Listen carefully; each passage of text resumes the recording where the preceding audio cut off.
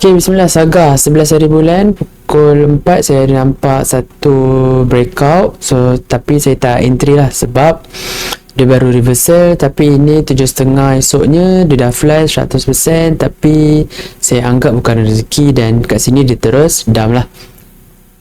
Okay, personality untuk Saga, kalau kita tengok dekat sini settle syariah, tapi saya tak masuk sebab nampak macam baru reversal. Kalau kita tengok higher time frame, tengok kat sini dia masih jatuh.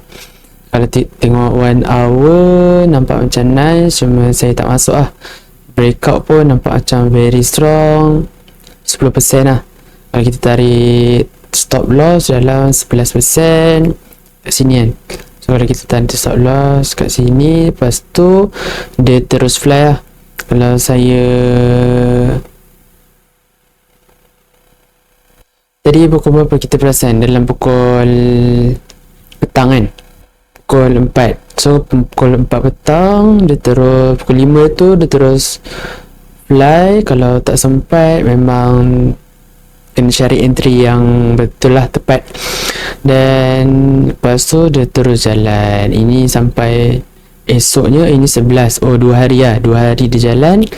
Dia terus tak tengok belakang, dia tak ada pullback, tak ada apa. Dia terus dump kat sini kan. So lepas dia dah sini berapa, 16%, lepas tu dia terus makan candle biru ni, dia terus jatuh. So kalau kita sempat berjaya keluar pukul 5 pagi tu, kita dapatlah full potential.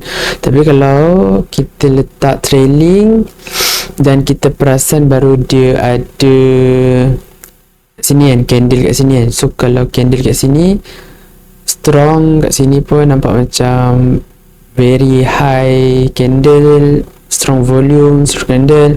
So pukul 8 pagi tu baru kita perasan kita dah hilang lah profit dalam half lah. So dapat dalam 50%. So itu je untuk Saga.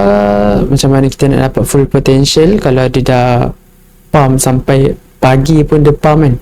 So kita kena letak alert. Mungkin setiap candle yang kalau very strong, lepas tu ada lagi strong candle yang makan, kita boleh aware lah untuk kita close position dalam full profit. Allahu a'lam.